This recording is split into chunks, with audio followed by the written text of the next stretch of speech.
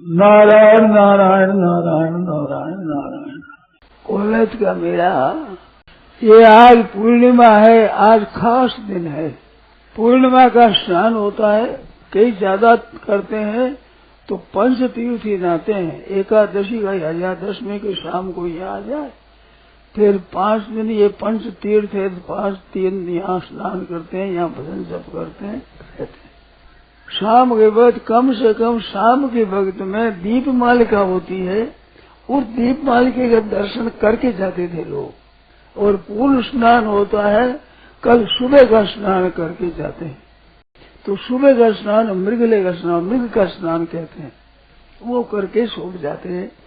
लोगों के मन में रहती है कि घर पहुंचे जल्दी, पहुंचे जल्दी। और घर में तो उम्र बिताई है, थोड़े से तीर्थों में भी रहो, सत्संग में भी रहो, ये भी तो काम करो कुछ। मेले में जाते हैं तो धन का तो खर्चा होता है, पर धर्म का अनुष्ठान होता है और कामना सिद्धि होती है और मुक्ति होती है।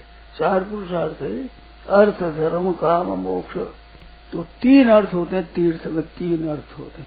और जो संत महात्मा होते हैं उनका सत्संग होता है, बड़ी कृपा होती है भगवान की, तब ऐसा मौका मिलता है।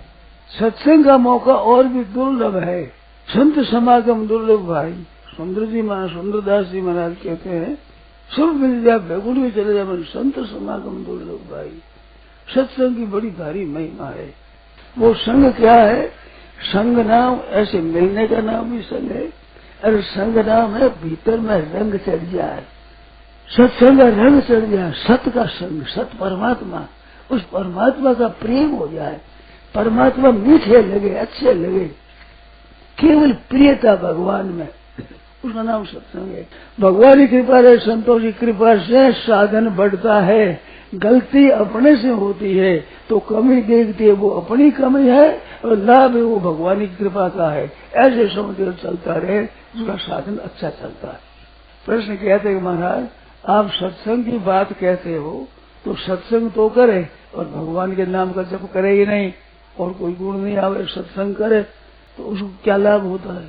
कि सत्संग करे जप न करे कि हो ही नहीं सकता। अगर जप नहीं करे तो सत्संग मिला ही नहीं है, अगर सत्संग अच्छा मिला है तो जप नहीं हो, चिंतन नहीं हो ही नहीं सकता।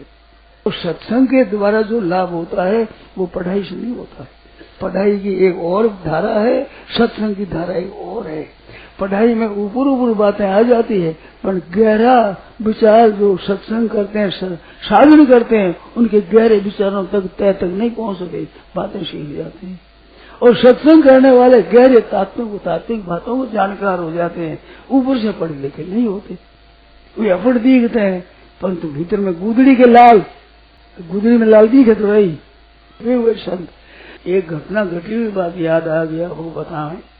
ये गीता प्रेस है ना, गीता प्रेस, ये श्री जयदयाल जी का क्या हुआ। एक जयदयाल जी मुख्य में, जयदयाल जी गोविंद का अग्रवाल सज्जन, बड़े संत पुरुष थे, मामूली बढ़िया नहीं थे, विचित्र थे। वो देखने में तो वेशभूषा वैसी जैसे बढ़िया, और ग्रामीण बढ़िया, साधारण आदमी से बढ़िया ग्रामीण आदमी हो, पर बढ़िया हो, बहुत बढ़िया, और बनाया औरों को भी, आप भी बन गया, औरों को भी बना दिया, असली बढ़िया।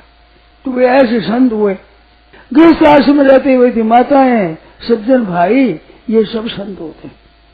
तो तीर्थों में स्नान होता है और भगवान के मंदिरों में भगवान के दर्शन होते हैं, और जो संत महात्मा होते हैं उनका सत्संग होता है। और संतों की सेवा में, गरीबों की सेवा में अपने चीज वस्तु देना, भोजन आदि कराना, सहायता करना, ऐसा ये पुण्य होता है। ये तीर्थों का खास महत्व है। इस वास्ते तीर्थों में जाना चाहिए, दर्शन करना चाहिए, संतों का दर्शन, ये तीर्थों में आने वाला दर्शन करना चाहिए। नारायण नारायण नारायण।